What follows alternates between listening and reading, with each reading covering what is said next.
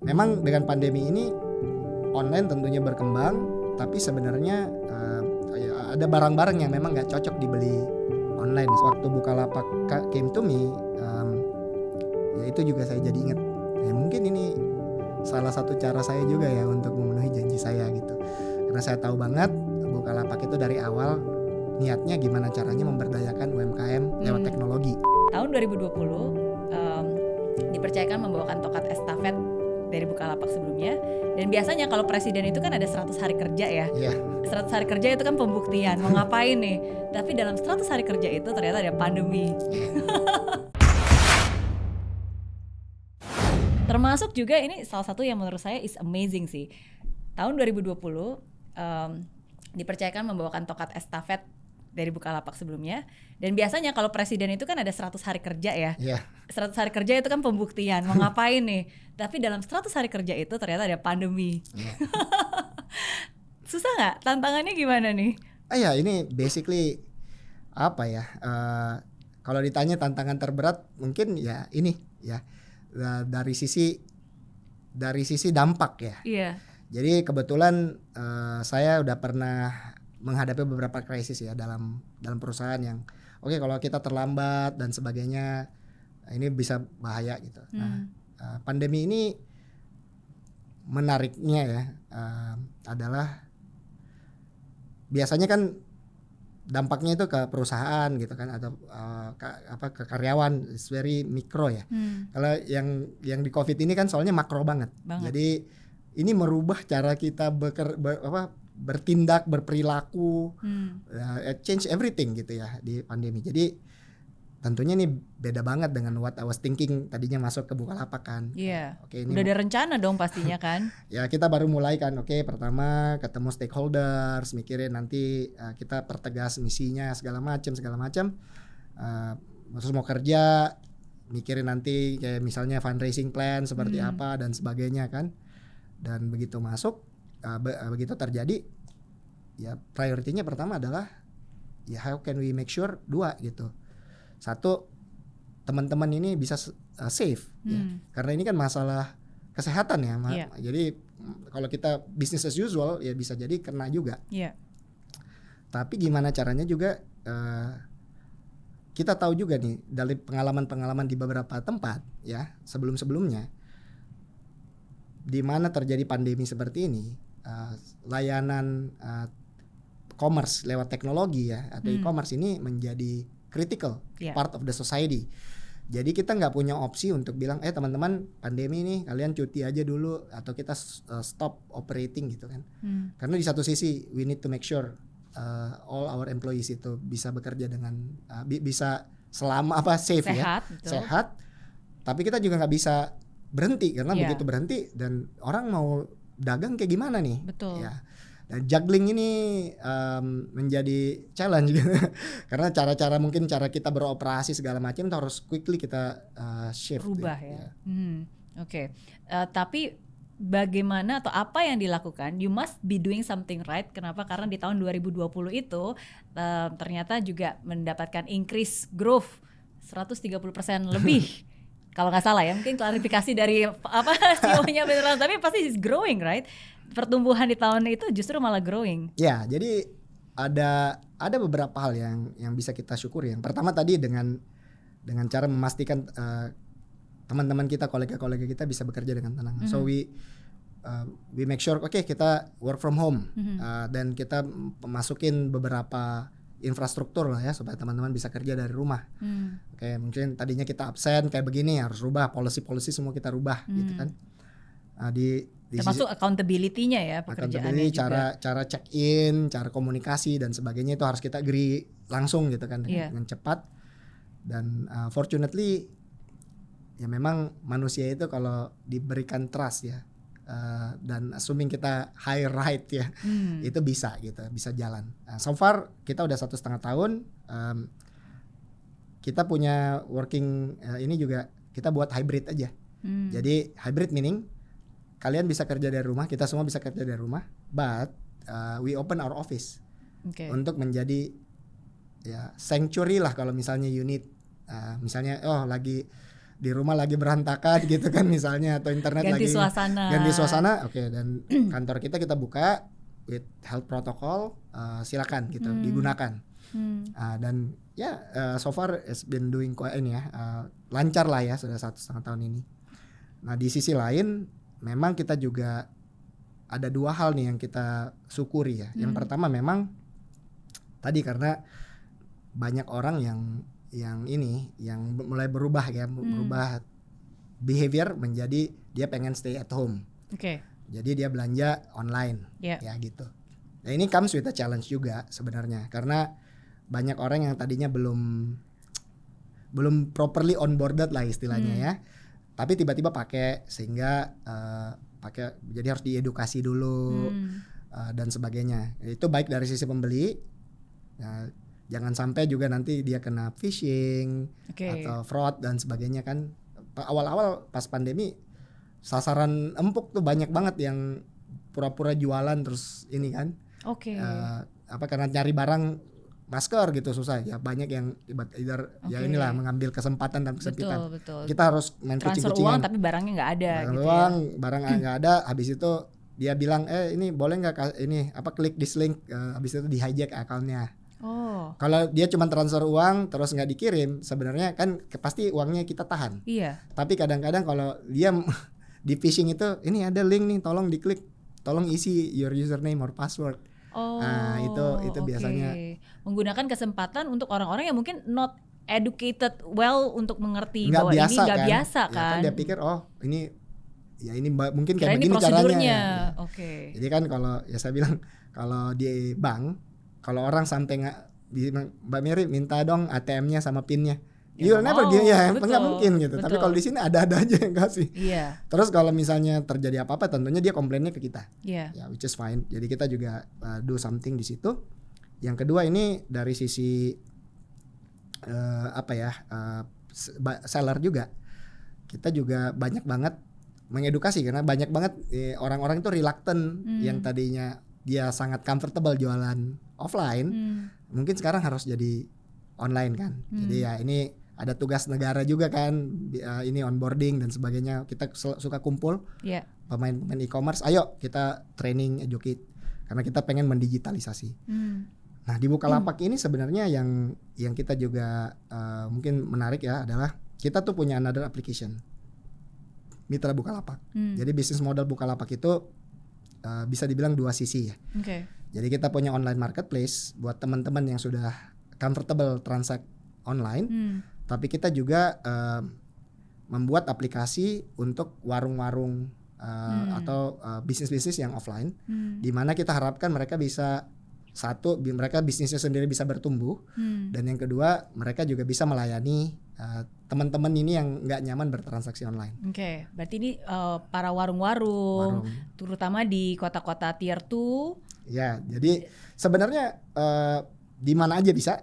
Memang kebetulan Bukalapak itu banyak digunakan di luar kota-kota yang tier 1 ya. Jadi tier 2, tier 3 cities kebetulan mungkin karena kita juga dari tier 2 cities ya, founder saya juga dari, maybe ada sedikit itu. Jadi kita di Bukalapak itu sekitar 70% transaksi kita itu terjadi di luar tier 1. Tier 1 kita anggap itu 5 kota besar di Indonesia. Apa tuh tier 1 berarti? Jakarta, Surabaya, Bandung, Semarang, Medan. Itu di luar itu cuma cover 30%. Sisanya 70% di luar itu. Dan ini agak beda dengan e-commerce secara industri. E-commerce secara industri, kalau kita lihat survei data yang kita punya, 70%-nya itu dari 5 ini. Jadi memang mungkin karena bisnis model kita ya tadi kita fokuskan ke UMKM dan underserved communities ya. Jadi Mitra Bukalapak ini adalah aplikasi buat warung, di mana mereka bisa jual barang digital. Listrik, pulsa, bayar pajak, bayar cicilan dan sebagainya. Ya mirip-mirip toko modern lah. Kalau di modern retailer kan kasirnya tuh bisa tuh melayani itu kan. Nah, ini juga sekarang di warung-warung di warung juga bisa. Kemudian di aplikasi itu dan kita juga bikin sistem logistik untuk barang-barang FMCG. Jadi di aplikasi itu mereka bisa pesan barang-barang FMCG yang dimana kita udah kerjasamakan, kita koordinasikan dan kita negosiasikan buat mereka.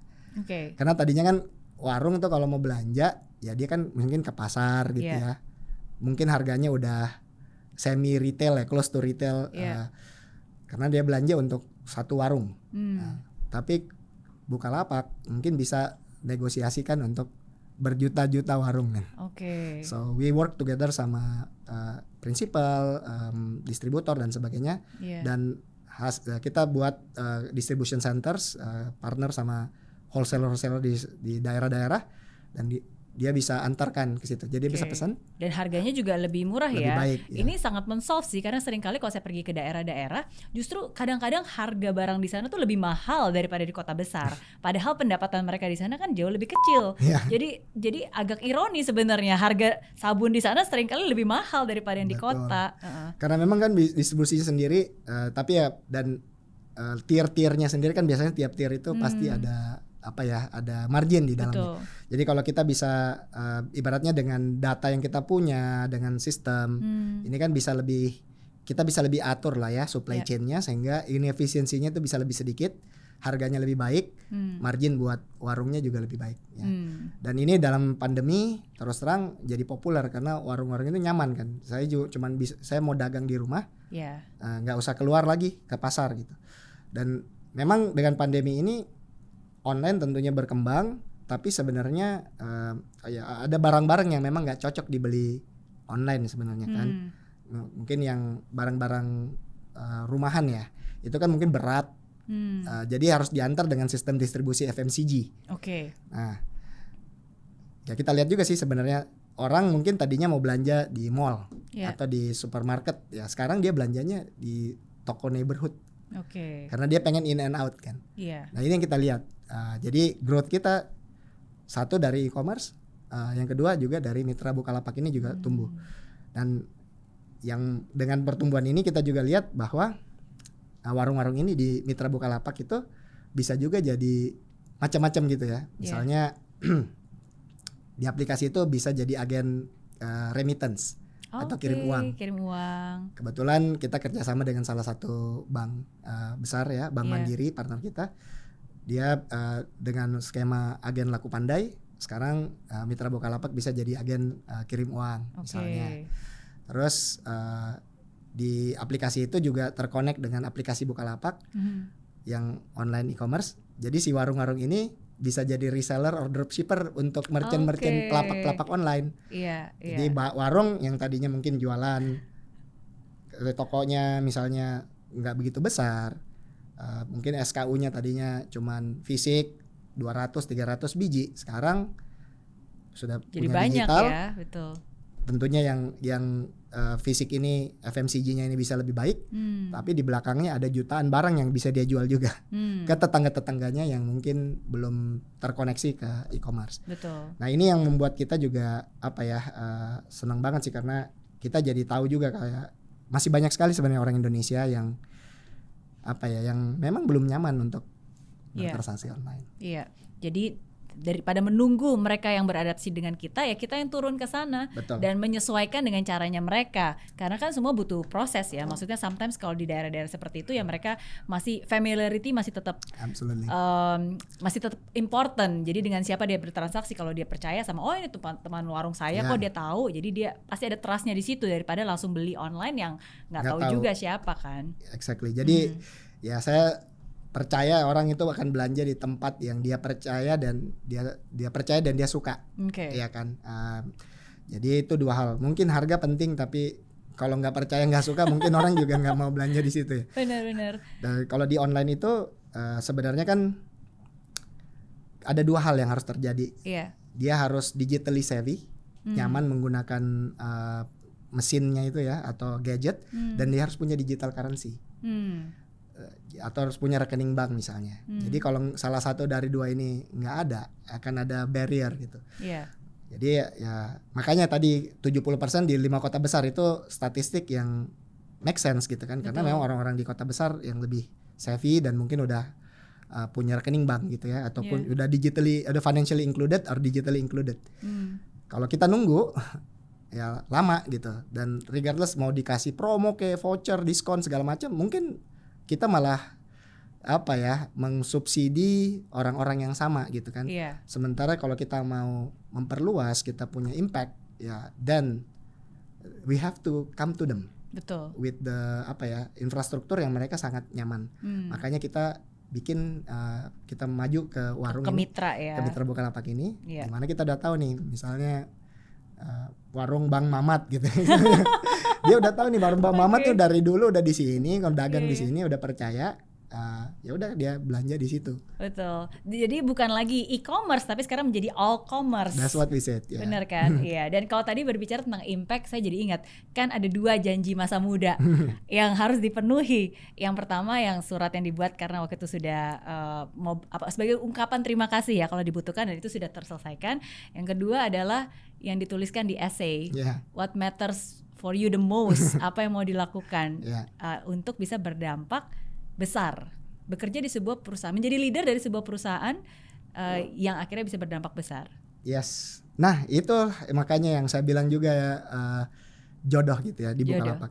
Jadi terus terang waktu saya tulis essay itu mindset saya quite simple ya. Bayangan saya mungkin nanti suatu ketika saya akan kerja di government atau kerja di state owned enterprise gitu ya. Bayangan saya, dan itu yang beberapa senior saya lakukan gitu kan. Di BCG juga ada beberapa yang pindah ke public sector or state owned gitu kan.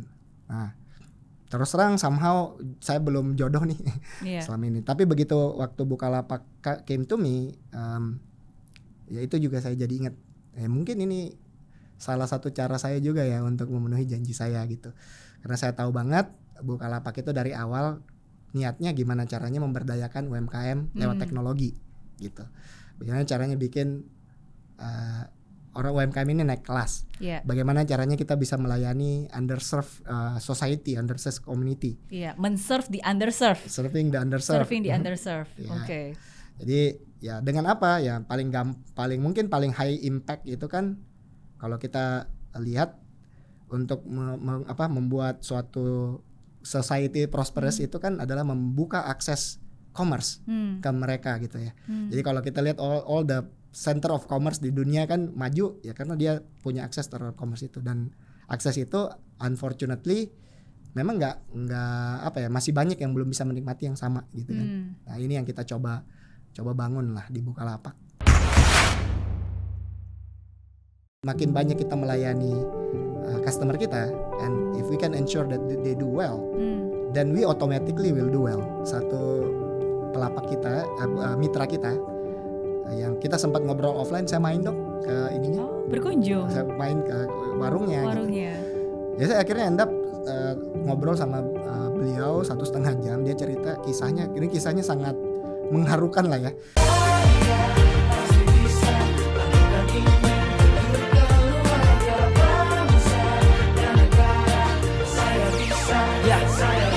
Laksana bumi tanpa hujan, hidup tanpa tujuan, kering dan mati tanpa hijaunya tumbuhan. Demikian kalau mimpi tak kunjung terjadi.